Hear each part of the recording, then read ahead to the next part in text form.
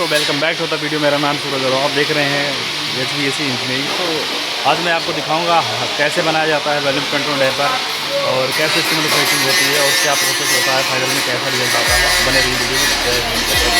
चलिए शुरू करते हैं।